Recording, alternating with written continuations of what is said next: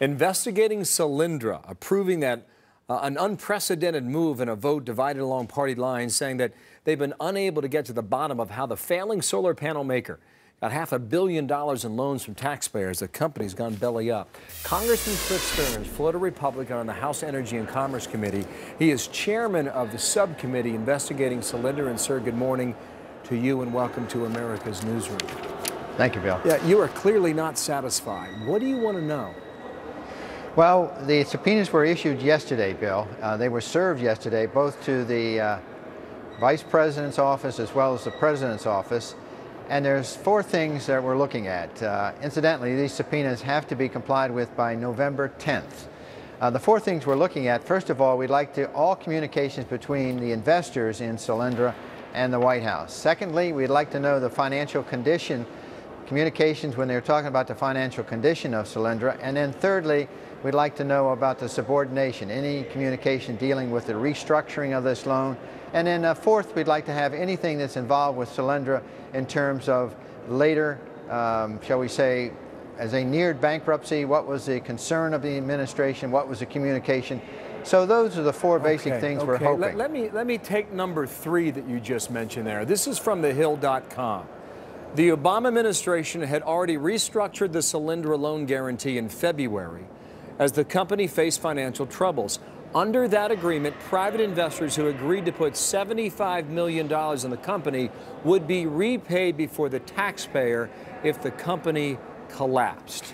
Now, is that illegal? Bill, in my humble opinion, it is, because the Energy Policy Act is one statement that clearly says that you cannot do that.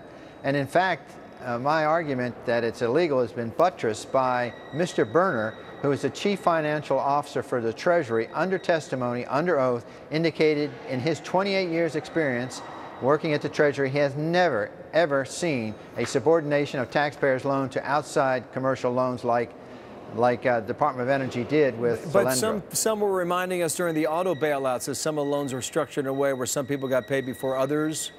Would that fall in the same category, or is that different entirely?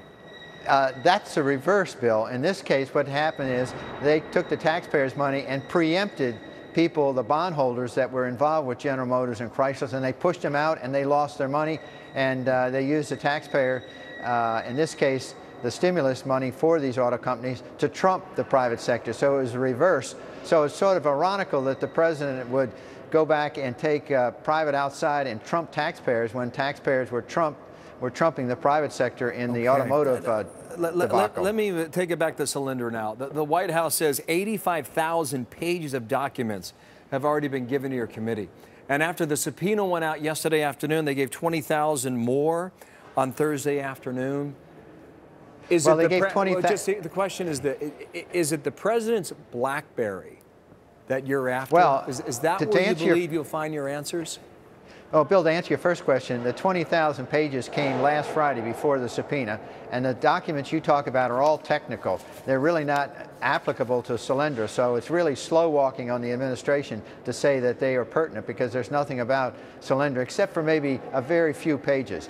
To answer your question, at this point, the administration has to decide whether they're going to use executive privilege or comply. Now, of course, the BlackBerry, anything involved with his personal information, with his family, anything that would deal with national security, we're not interested in.